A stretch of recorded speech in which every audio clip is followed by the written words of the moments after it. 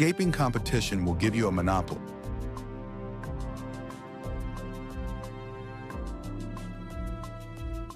Last mover advantage. Escaping competition will give you a monopoly, but even a monopoly is only a great business if it can endure in the future. Compare the value of the New York Times Company with Twitter. Each employs a few thousand people, and each gives millions of people a way to get news. But when Twitter went public in 2013, it was valued at $24 billion, more than 12 times the Times' market capitalization, even though the Times earned $133 million in 2012, while Twitter lost money. What explains the huge premium for Twitter? The answer is cash flow. This sounds bizarre at first, since the Times was profitable while Twitter wasn't. But a great business is defined by its ability to generate cash flows in the future. Investors expect Twitter will be able to capture monopoly profits over the next decade, while newspapers' monopoly days are over. Simply stated, the value of a business today is the sum of all the money it will make in the future. To properly value a business, you also have to discount those future cash flows to their present worth, since a given amount of money today is worth more than the same amount in the future. Comparing discounted cash flows shows the difference between low-growth businesses and high-growth startups at its starkest. Most of the value of low-growth businesses is in the near term. An old economy business, like a newspaper, might hold its value if it can maintain its current cash flows for 5 or 6 years. However, any firm with close substitutes will see its profits competed away. Nightclubs or restaurants are extreme examples. Successful ones might collect healthy amounts today, but their cash flows will probably dwindle over the next few years when customers move on to newer and trendier alternatives. Technology companies follow the opposite trajectory. They often lose money for the first few years. It takes time to build valuable things, and that means delayed revenue. Most of a tech company's value will come at least 10 to 15 years in the future. Truly. In March 2001, PayPal had yet to make a profit, but our revenues were growing 100% year over year. When I projected our future cash flows, I found that 75% of the company's present value would come from profits generated in 2011 and beyond. Hard to believe for a company that had been in business for only 27 months. But even that turned out to be an underestimation. Today, PayPal continues to grow at about 15% annually, and the discount rate is lower than a decade ago. It now appears that most of the company's value will come from 2020 and beyond. LinkedIn is another good example of a company whose value exists in the far future. As of early 2014, its market capitalization was $24.50 billion, very high for a company with less than $1 billion in revenue and only $21.6 million in net income for 2012. You might look at these numbers and conclude that investors have gone insane. But this valuation makes sense when you consider LinkedIn's projected future cash flows. Truly, the overwhelming importance of future profits is counterintuitive, even in Silicon Valley. For a company to be valuable, it must grow and endure. But many entrepreneurs focus only on short-term growth. They have an excuse. Growth is easy to measure, but durability isn't. Those who succumb to measurement mania obsess about weekly active user statistics, monthly revenue targets, and quarterly earnings reports. However, you can hit those numbers and still overlook deeper, harder to measure problems that threaten the durability of your business. For example, rapid short-term growth at both Zynga and Groupon distracted managers and investors from long-term challenges. Zynga scored early wins with games like Farmville and claimed to have a psychometric engine to rigorously gauge the appeal of new releases. But they ended up with the same problem as every Hollywood studio. How can you reliably produce a constant stream of popular entertainment for a fickle audience? Nobody knows. Groupon posted fast growth as hundreds of thousands of local businesses tried their product. But persuading those businesses to become repeat customers was harder than they thought. If you focus on near-term growth above all else, you miss the most important question you should be asking. Will this business still be around a decade from now? Numbers alone won't tell you the answer. Instead, you must think critically about the qualitative characteristics of your business, characteristics of monopoly. What does a company with large cash flows far into the future look like? Every monopoly is unique, but they usually share some combination of the following characteristics: proprietary technology, network effects, economies of scale, and branding. This isn't a list of boxes to check as you build your business. There's no shortcut to monopoly. However, analyzing your business according to these characteristics can help you think about how to make it durable. 1. Proprietary technology. Proprietary technology is the most substantive advantage a company can have because it makes your product difficult or impossible to replicate. Google's search algorithms, for example, return results better than anyone else's. Proprietary technologies for extremely short page load times and highly accurate query auto-completion add to the core search product's robustness and defensibility. It would be very hard for anyone to do to Google what Google did to all the other search engine companies in the early 2000s. As a good rule of thumb, proprietary technology must be at least 10 times better than its closest substitute in some important dimension to lead to a real monopolistic advantage. Anything less than an order of magnitude better will probably be perceived as a marginal improvement and will be hard to sell, especially in an already crowded market. The clearest way to make a 10x improvement is to invent something completely new. If you build something valuable where there was nothing before, the increase in value is theoretically infinite. A drug to safely eliminate the need for sleep, or a cure for baldness, for example, would certainly support a monopoly business. Or you can radically improve an existing solution. Once you're 10x better, you escape competition. PayPal, for instance, made buying and selling on eBay at least 10 times better. Instead of mailing a check that would take 7 to 10 days to arrive, PayPal let buyers pay as soon as an auction ended. Sellers received their proceeds right away, and unlike with a check, they knew the funds were good. Amazon made its first 10x improvement in a particularly visible way. They offered at least 10 times as many books as any other bookstore. When it launched in 1995, Amazon could claim to be Earth's largest bookstore because, unlike a retail bookstore that might stock 100,000 books, Amazon didn't need to physically store any inventory. It simply requested the title from its supplier whenever a customer made an order. This quantum improvement was so effective that a very unhappy Barnes & Noble filed a lawsuit 3 days before Amazon's IPO, claiming that Amazon was unfairly calling itself a bookstore when really it was a bookbroker. You can also make a 10x improvement through superior integrated design. Before 2010, tablet computing was so poor that for all practical purposes, the market didn't even exist. Microsoft Windows XP Tablet PC Edition products first shipped in 2002, and Nokia released its own internet tablet in 2005, but they were a pain to use. Then Apple released the iPad. Design improvements are hard to measure, but it seems clear that Apple improved on anything that had come before by at least an order of magnitude. Tablets went from unusable to useful. Year 2, network effects. Network effects make a product more useful as more people use it. For example, if all your friends are on Facebook, it makes sense for you to join Facebook too. Unilaterally choosing a different social network would only make you an eccentric. Network effects can be powerful, but you'll never reap them unless your product is valuable to its very first users when the network is necessarily small. For example, in 1960, a quixotic company called Xanadu set out to build a two-way communication network between all computers, a sort of early synchronous version of the World Wide Web. After more than 3 decades of futile effort, Xanadu folded just as the web was becoming commonplace. Their technology probably would have worked at scale, but it could have worked only at scale. It required every computer to join the network at the same time, and that was never going to happen. And no, paradoxically then, network effects businesses must start with especially small markets. Facebook started with just Harvard students. Mark Zuckerberg's first product was designed to get all his classmates signed up, not to attract all people of Earth. This is why successful network businesses rarely get started by MBA types. The initial markets are so small that they often don't even appear to be business opportunities at all. 3. Economies of scale. A monopoly business gets stronger as it gets bigger.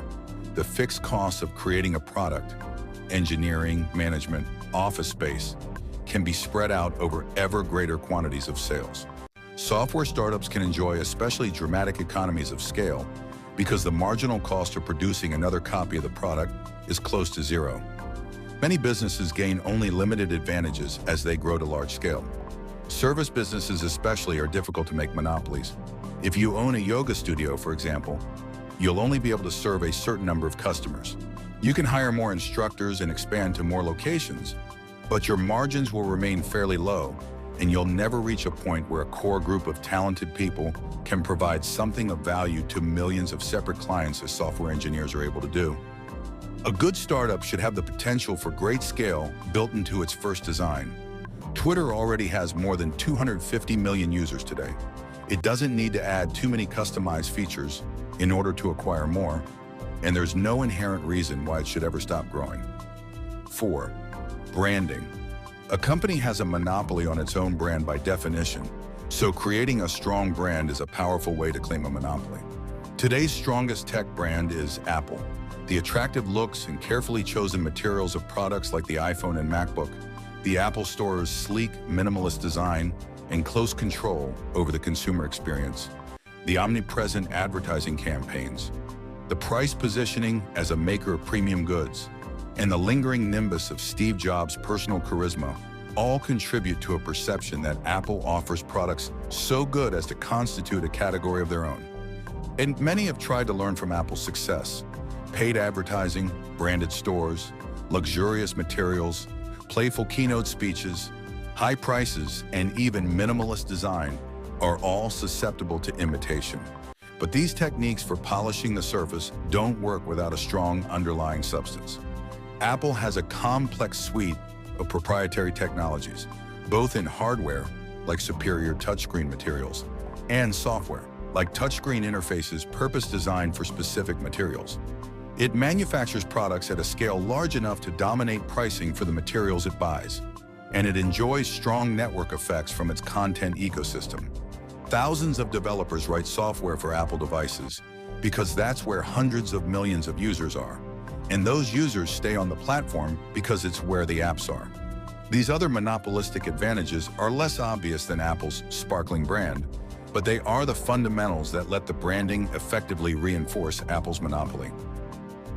Beginning with brand rather than substance is dangerous.